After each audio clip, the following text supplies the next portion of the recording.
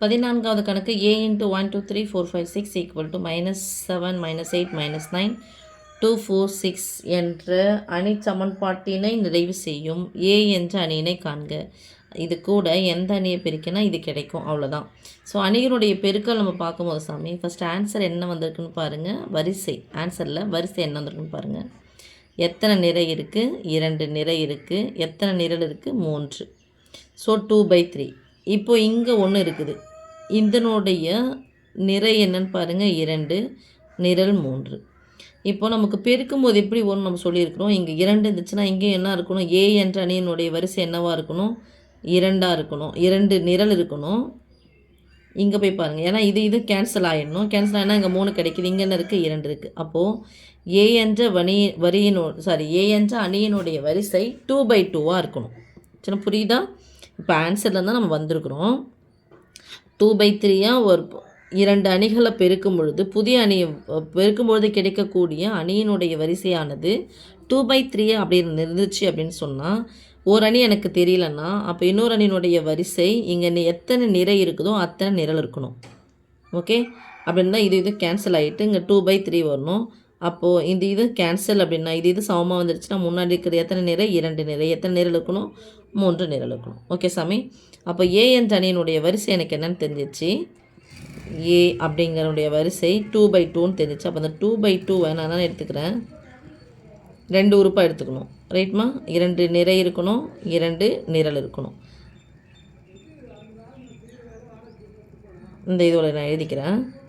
இது ஏன்னு எழுதுகிறேன், இது பின்னு எழுதுகிறேன், இது சின்னு எழுதுகிறேன், இதை டின்னு எழுதுகிறேன். ஓகே, இதுதான் ஏ. Into 1 2 3 4 5 6 equal to -7 -8 -9 2 4 6.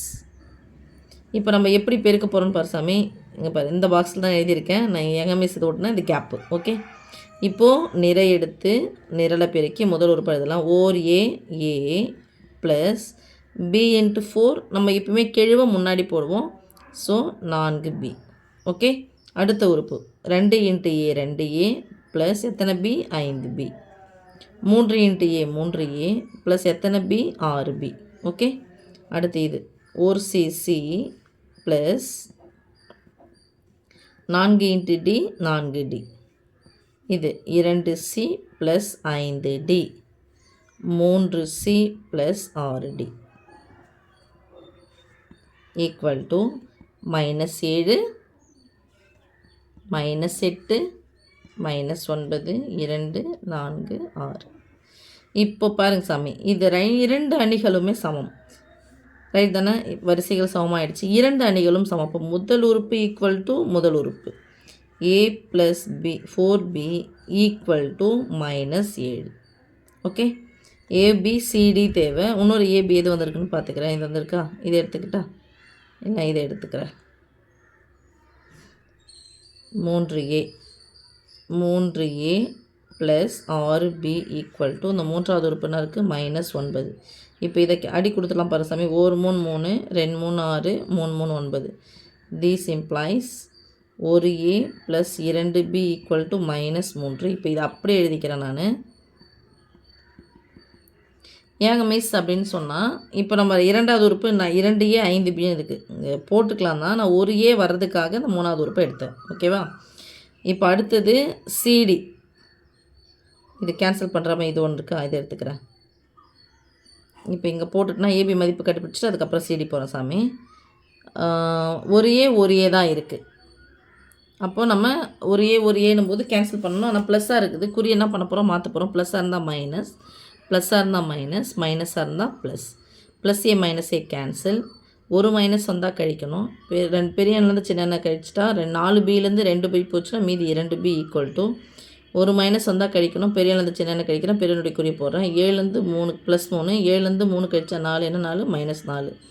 இரண்டாவது பெருக்கல் வாய்ப்பாடு 1 2 2 4. These implies b equal to -2. b equal to -2 அப்படின்னு சொன்னால் ஏனுடைய மதிப்பு போகிறேன். இதை இங்கே எடுத்துக்கிட்டேன் நான்.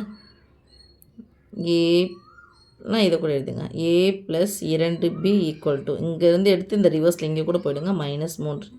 தீஸ் இம்ப்ளைஸ் a இரண்டாவது பெருக்கல் வாய்ப்பாடு 2bனுடைய மதிப்பு ஏற்கனவே நமக்கு -4 தெரிஞ்சிச்சுல, அந்த +2க்கு b இதெல்லாம் என்ன போடலாம் -4 போட்டுக்கலாமா?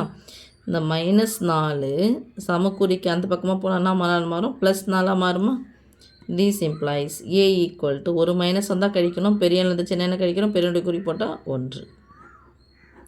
ஓகே, அடுத்தது இப்போ அடுத்த இது உள்ள இங்கே போகிறோம் சாமி. c + 4d = முதல் உறுப்பினருக்கு 2, c + 4d = +2, 2c 5d இருக்குது, தேவையில்லை விட்டுறேன். இங்கே 3c + 6d எடுத்துக்கிறேன். 3c + 6d = மூன்றாவது உறுப்பு என்னவா இருக்குது, இங்கே பாருங்கள் 6ஆக இருக்குது. இப்போ அடி கொடுத்துட்றேன். 1 3 3 2 3 6 2 3 6. பொதுவாக இருக்கிறத வெளியே எடுத்து கேன்சல் பண்ணுவோம் இல்லையா, அதே தான். This implies ஒரு c + 2d = 2, c + 4d = 2. இப்போ கிழுக்கள் சமமாக வந்துருச்சு. இந்த கிழுக்கள் சமமாக வர்றதுக்காக தான் நான் எடுத்து கேன்சல் பண்ணேன்.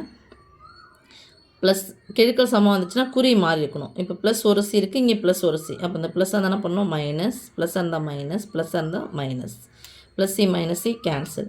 ஒரு மைனஸ் வந்தால் கழிக்கணும். 4dலேருந்து 2d போயிடுச்சுன்னா மீதி 2d = +2லேருந்து -2 போனால் 0.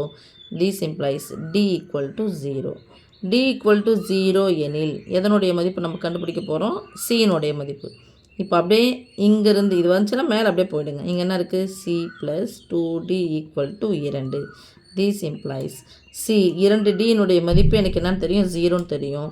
அப்போ 0 கூட எதை கூட்டினாலும் அதே தான் கிடைக்கும். அப்போ c = 2. ஓகே, இப்போ அணியை நம்ம எடுத்து எழுத போகிறோம். a என்ற அணி, therefore a என்ற அணி என்னது, ABCDன்னு தான் நம்ம எடுத்திருக்கோம். a-னுடைய மதிப்பு அப்ளை பண்ணிக்கலாம் அப்படியே 1, b-னுடைய மதிப்பு -2, c-னுடைய மதிப்பு +2, d-னுடைய மதிப்பு 0. ஓகே சாமி.